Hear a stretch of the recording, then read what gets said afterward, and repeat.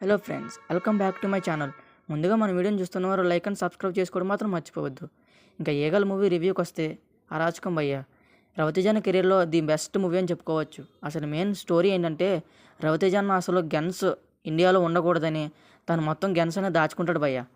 అసలు first half అంతా అనుపమ రవితేజ గారి గురించి తెలుసుకోవడానికి ప్రయత్నిస్తుంది.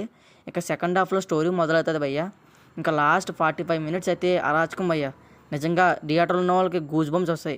అలా నటించేశాడు భయ్య. ప్లస్ పాయింట్లు చూసుకుంటే రవితేజన్ యాక్టింగ్ భయ్య. తర్వాత ఇంకా మైనస్లు చూసుకుంటే సాంగ్స్ అస్సలు బాగోవు. కానీ చూడొచ్చు భయ్య, ఒక వన్ టైం చూడొచ్చు రవితేజ కన్నా కోసం. నిజంగా చాలా బాగుంటుంది భయ్య. మీకైతే చాలా అంటే చాలా బాగా నచ్చుతుంది. నిజంగా రవితేజన్ యాక్టింగ్ అయితే దించి పాడేశాడు భయ్య. నిజంగా ఆ వెపన్స్ అన్నీ దాచుకుంటాడు భయ్య. అది హైలైట్ భయ్య. నిజంగా ఒక కొండపైన ప్రాంతంలో ఉంటాడు. కానీ ఫస్ట్ హాఫ్ మాత్రం మనకు కొద్ది ల్యాగ్ ఉంటుంది. కానీ బాగుంటుంది భయ్య.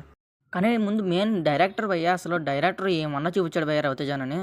అసలు ఎవ్వరు వాడుకుని ఉండరు అలా రవితేజని అలా వాడుకున్న డైరెక్టర్ అయితే. నిజంగా గూజ్ బంప్స్ వస్తారు రవితేజ గారిని చూసినప్పుడు. అంత అగ్రెసివ్గా ఉంటాడు.